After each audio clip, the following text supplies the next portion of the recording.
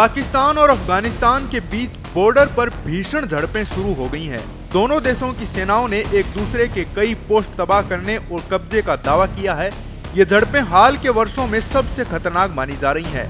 तालिबान प्रशासन के प्रवक्ता जबीउल्लाह मुजाहिद ने बताया कि शनिवार रात अफगान सेनाओं ने जवाबी कार्रवाई में 58 पाकिस्तानी सैनिकों को मार गिराया, जबकि 25 चौकियों पर कब्जा कर लिया है। इस दौरान पाकिस्तान के 30 सैनिक भी घायल हुए हैं। वहीं पाकिस्तानी सेना ने 23 सैनिकों की मौत की पुष्टि कर दी है। उन्होंने दावा किया कि जवाबी कार्रवाई में 200 तालिबान और उससे जुड़े आतंकवादियों को मार गिराया है। पाकिस्तान सरकार ने इसे बिना किसी उकसावे के हमला बताया है। दरअसल शुक्रवार की रात को अफगानिस्तान की राजधानी काबुल, खोस्त और पख्तिका प्रांत में धमाके हुए। एक पाकिस्तानी सुरक्षा अधिकारी ने रॉयटर्स को बताया कि काबुल में टीटीपी के प्रमुख नूर वली महसूद को निशाना बनाकर एयर स्ट्राइक की गई थी, लेकिन उसके मारे जाने की पुष्टि नहीं हो सकी। तालिबान ने कहा कि इन धमाकों के पीछे पाकिस्तान का हाथ है। हालांकि पाकिस्तान ने न तो इन आरोपों की पुष्टि की और न ही खंडन किया। पाकिस्तान का आरोप है कि अफगानिस्तान तहरीके तालिबान पाकिस्तान यानी टीटीपी के आतंकियों को पनाह दे रहा है। अफगान सरकार ने इस आरोप को खारिज कर दिया है।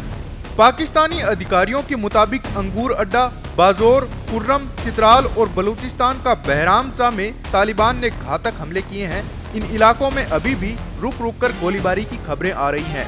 अफगान सेना ने बॉर्डर को पूरी तरह अपने नियंत्रण में ले लिया है। साथ ही अफगान रक्षा मंत्रालय ने कुन्नर प्रांत में भारी हथियार और टैंक तैनात कर दिए हैं। बता दें कि पाकिस्तान और तालिबान जो कभी करीबी माने जाते थे, अब एक दूसरे पर गंभीर आरोप लगा रहे हैं। तालिबान पर टीटीपी को शरण देने का आरोप और पाकिस्तान की अफगान इलाकों में एयर स्ट्राइक से रिश्तों में खटास और बढ़ गई है। 1996 से 2001 के बीच पाकिस्तान उन 3 देशों में से एक था जिसने तालिबान की पहली सरकार को मान्यता दी थी। अमेरिका के कब्जे के समय पाकिस्तान पर तालिबान को समर्थन देने के आरोप लगते रहे हैं, लेकिन जब 2021 में तालिबान दोबारा सत्ता में आया, तब से दोनों देशों के संबंध खराब होते चले गए हैं।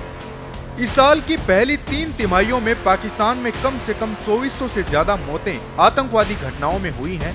रिसर्च और सिक्योरिटी स्टडीज सेंटर का मानना है कि अगर यही रुझान रहा तो 2025 सबसे ज्यादा घातक साल बन सकता है।